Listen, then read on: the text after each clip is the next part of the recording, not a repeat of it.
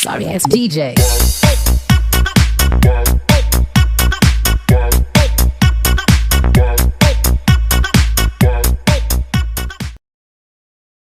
Assalamualaikum warahmatullahi wabarakatuh. Kami dari kelompok 3 yang beranggotakan saya Nur Amalina Wafi Aziza dengan rekan saya Muhammad Kaisa Al-Kasi akan menjelaskan tentang memahami berbagai permasalahan yang berhubungan dengan tumbuhan dan dalam perspektif Al-Quran dan sains. Yang pertama, saya akan menjelaskan tentang pengertian dari tumbuhan. Tumbuhan ialah tonggak dari sebagai besar ekosistem terestrial, yang dalam ensiklopedia dijelaskan bahwa tumbuhan ialah kunci kehidupan di bumi.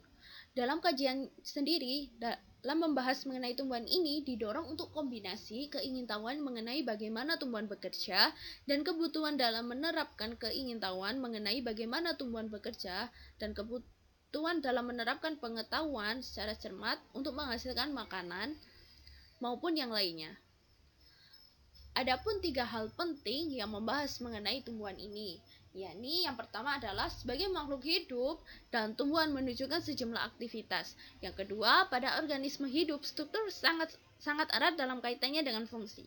Yang ketiga, tumbuhan tumbuh dan juga berkembang di lingkungan dan berinteraksi dengan lingkungan. Selanjutnya, di negeri ini kita kan ada banyak sekali jenis tumbuhan yang sangat berbagai macam. Dalam kondisi iklim serta yang menunjang kelangsungan hidup beraneka ragam tumbuhan tersebut, maka kita sebagai manusia wajib mensyukuri anugerah dari Allah SWT. Ketika manusia mencermati tanaman yang ada dengan jenis yang sangat beragam, maka dalam itu akan menemukan tumbuhan yang sama-sama berupa pohon, tanaman pelindung, semak, dan juga lainnya. Tumbuhan sendiri dibedakan menjadi 2, yakni tumbuhan liar, tumbuhan yang tumbuh secara alami, dan yang tumbuhan tidak liar atau yang disebut dengan tumbuhan yang asli yang berada di daerah masing-masing.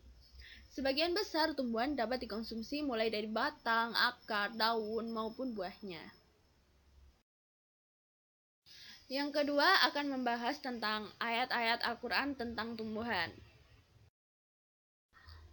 Ada banyak sekali ayat-ayat Al-Quran yang menyebut atau menerangkan secara global tentang tumbuhan. Berikut adalah beberapa contohnya. Yang pertama dalam Quran Surat Abasa ayat 28 yang berbunyi A'udzu billahi minasyaitonir rajim. Bismillahirrahmanirrahim. Wa 'inaban wa qadbah, yang artinya dan anggur dan sayur-sayuran. Yang kedua dalam Quran Surat Ar-Rahman ayat 68 yang berbunyi Bismillahirrahmanirrahim. Fihima fakihatun wa nahlun wa rumman, yang artinya di dalam kedua surga itu ada buah-buahan, kurma, dan delima. Yang ketiga dalam Quran Surat At-Tin ayat 1 yang berbunyi Bismillahirrahmanirrahim Wattini wazzaitun, yang artinya demi buah tin dan buah zaitun. Yang keempat dalam Quran Surat Asy-Syura yang ayat 148 yang berbunyi Bismillahirrahmanirrahim wa zuru'in wa nahlin tal'uha hadim, yang artinya dan tanaman-tanaman dan pohon-pohon kurma yang mayangnya lembut. Dan untuk materi selanjutnya akan dijelaskan oleh Mas Kaisa. Untuk Mas Kaisa dipersilahkan. Selanjutnya akan membahas tentang hubungan ayat Al-Quran dengan sains. Yang pertama, ada hubungan ayat kesuburan tanah terhadap tumbuhan dalam perspektif sains. Dari konteks tumbuhan sendiri, Al-Quran menggunakan kata an-nabat yang berupa isim dalam menyebut kata tumbuhan. Akan tetapi, Terkadang Al-Quran menyebutkan tumbuhan tidak hanya dalam konteks isim, tetapi juga dalam konteks fi'il. Jika tumbuhan disebut dengan kata nabtun, maka artinya ialah semua tumbuhan yang oleh Allah Subhanahu wa Ta'ala, tumbuhan tersebut ditumbuhkan di atas bumi ini. Namun, apabila Al-Quran menyebut tumbuhan dengan kata an-nabat, maka artinya ialah apa saja yang hidup ataupun segala tumbuhan yang hidup di atas bumi ini. Seperti dalam Quran Surat Al-An'am ayat 99, yang artinya, dan dialah yang menurunkan air hujan dari langit, lalu kami tumbuhkan dengan air itu segala macam tumbuh-tumbuhan. Maka kami keluarkan dari tumbuhan-tumbuhan itu tanaman yang menghijau. Kami keluarkan dari tanaman yang menghijau itu butir yang banyak, dan dari mayang kurma mengurai tangkai-tangkai yang menjulai, dan kebun-kebun anggur, dan kami keluarkan pula zaitun dan delima yang serupa dan yang tidak serupa. Perhatikanlah buahnya di waktu pohonnya berbuah, dan perhatikan pula lah kematangannya. Sesungguhnya pada yang demikian itu ada tanda-tanda kekuasaan Allah bagi orang-orang yang beriman. Kemudian ada ayat Al-Quran yang menyebutkan tentang kesuburan tanah bagi tumbuhan, yakni dalam surat Al-A'raf ayat 58 yang berbunyi, Bismillahirrahmanirrahim, Wabaladut tayyibu yakhruju nabatuhu bi'idni rabbih, walladhi khabusa la yakhruju illa nakida, kadzalika nusarriful ayati liqaumin yazkurun, yang artinya, dan tanah yang baik, tanaman-tanamannya tumbuh subur dengan seizin Allah, dan tanah yang tidak subur, tanaman-tanamannya hanya tumbuh merana. Demikianlah kami menggulai tanda-tanda kebesaran kami bagi orang-orang yang bersyukur.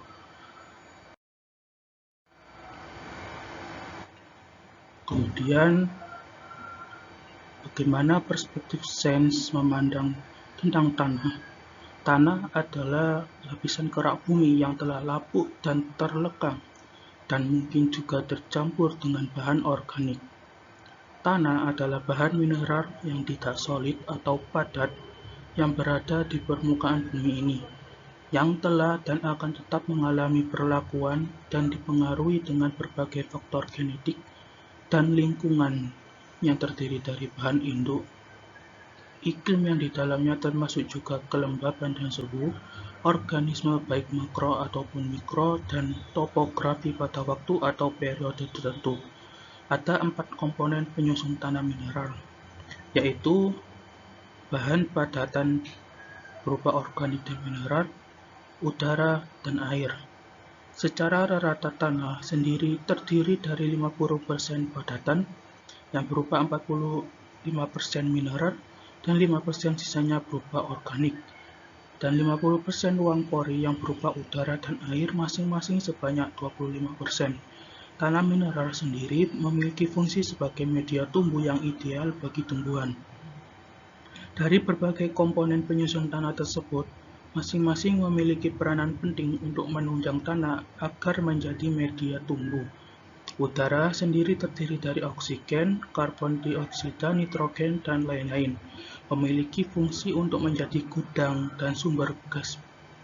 Dengan adanya sirkulasi udara atau aerasi yang baik, dapat membuat pertukaran gas-gas ini dengan oksigen yang berada di atmosfer, sehingga aktivitas mikrobia autotrofik yang mempunyai peran vital pada penyediaan unsur-unsur hara menjadi terjamin, dan toksisitas gas-gas tersebut menjadi ternetralisir dengan baik.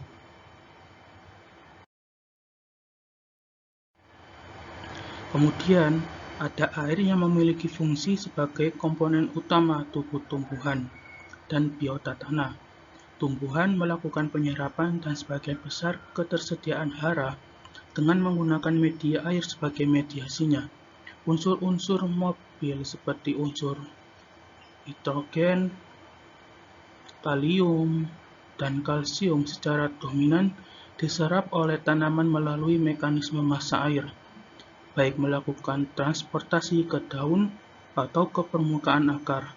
Oleh karena itu, tumbuhan yang sedang mengalami kekurangan air atau defisiensi dalam istilah sains tidak hanya menjadi layu, tetapi juga akan mengalami kekurangan hara. Bahan organik tanah secara langsung merupakan sumber dari senyawa-senyawa organik yang mampu diserap tanaman, meskipun penyerapannya hanya dalam jumlah yang sedikit, seperti alanin, glisin, dan asam-asam amino lainnya, dan juga zat perangsang tumbuh atau hormon, serta vitamin. Yang kedua ada penjelasan saintifik tentang pohon kurma atau an-nakhl. Kata an-nakhl memiliki arti pohon kurma. Kata tersebut bisa dipergunakan baik dalam bentuk tunggal maupun bentuk jamak sekaligus. Kurma sendiri telah dikenal mulai zaman dahulu.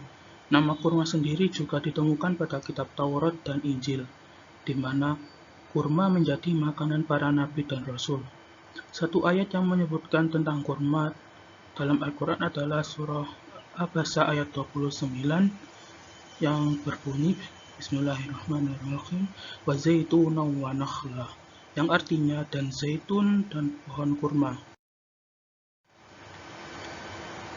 Kemudian para saintis modern berhasil menemukan hampir 200 khasiat dari buah kurma sendiri yang mampu memberikan manfaat bagi kesehatan badan manusia. Tidak hanya untuk dimakan buahnya saja, tetapi juga bagian lain dari pohon kurma dapat digunakan seperti sabuk bunga kurma yang mampu menjadi makanan tambahan, biji kurma untuk dibuat kopi, dan diambil lemaknya. Kurma sendiri memiliki kandungan gizi berupa 6,7 karbohidrat, 5,2 lemak, 33 air, dan 1,32 garam neutral, 10 serat, vitamin B1, A, dan B2, protein lemak, gula, besi fosfor, potasium, mineral, kalsium, magnesium, dan lain-lain. Di antara khasiat dari buah kurma adalah sebagai berikut. Yang pertama, kurma merupakan makanan paling baik untuk pertumbuhan badan. Yang kedua, kurma dapat memperkuat hati. Yang ketiga, kurma dapat meningkatkan seksualitas jika dimakan dengan susu dan buah kaktus secara bersamaan. Yang keempat, kurma dapat membunuh bakteri berbahaya yang berada di perut jika buahnya kita makan saat perut dalam keadaan kosong. Kurma dapat menghilangkan sakit kepala karena rasanya yang manis, lembut, dan enak. Yang ketiga, ada penjelasan tentang klorofil pada proses fotosintesis tumbuhan. Tumbuhan berbeda dengan manusia dan binatang yang tidak mampu memanfaatkan secara langsung energi yang berasal dari matahari. Sel pada tumbuhan mampu menyerap energi matahari secara langsung dengan mengubah energi tersebut menjadi energi kimia. Rangkaian proses tersebut dinamakan dengan fotosintesis, di mana yang melakukan proses fotosintesis tersebut adalah kloroplast dan tilakoid yang ada dalam kloroplast, organisme yang memberi warna hijau pada daun. Di dalam kloroplast terdapat sebuah organisme yang hanya dilihat dari bentuk fisiknya dengan mikroskop. Organisme tersebut ialah klorofil. Klorofil ialah satu-satunya pabrik hijau di bumi yang mampu menyimpan dan merubah energi matahari dalam bentuk bahan organik.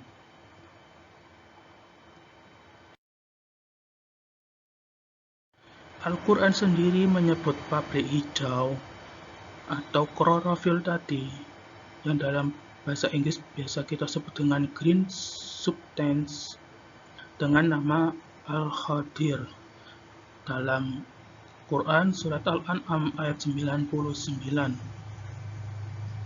yang artinya, dan dialah yang menurunkan hujan dari langit, lalu kami tumbuhkan dengan air itu segala macam tumbuh-tumbuhan.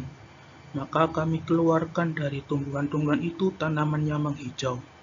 Kami keluarkan dari tanaman yang menghijau itu butir yang banyak, dan dari mayang kurma mengurai tangkai-tangkai yang menjulai, dan kebun-kebun anggur. Dan kami keluarkan pula zaitun dan delima yang serupa dan yang tidak serupa. Perhatikanlah buahnya di waktu pohonnya berbuah, dan perhatikan pula lah kematangannya. Sesungguhnya pada yang demikian itu ada tanda-tanda kekuasaan Allah bagi orang-orang yang beriman.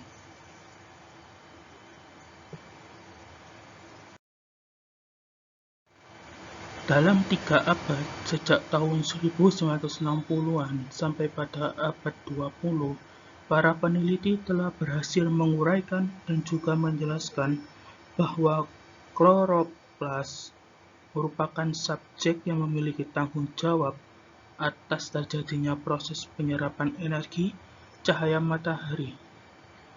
Subjek yang memiliki tanggung jawab atas terjadinya proses penyerapan energi cahaya matahari serta mengkonversikannya dalam bentuk energi kimia. Energi kimia ini dijadikan bahan untuk menghasilkan berbagai macam buah-buahan. Dalam proses sedemikian rumit ini, baru dapat diungkap para ahli botani setelah melakukan penelitian intensif dan tak kenal lelah selama beberapa abad. Kemudian, setelah tersedia metode penelitian, maka para ahli mengumumkan bahwa ada substansi hijau yang ada di dalam daun tumbuhan yang memiliki kemampuan untuk melakukan produksi karbohidrat. Karbohidrat ini menjadi bahan dasar dalam memproduksi semua bentuk pohon, buah-buahan, dan tumbuhan lainnya.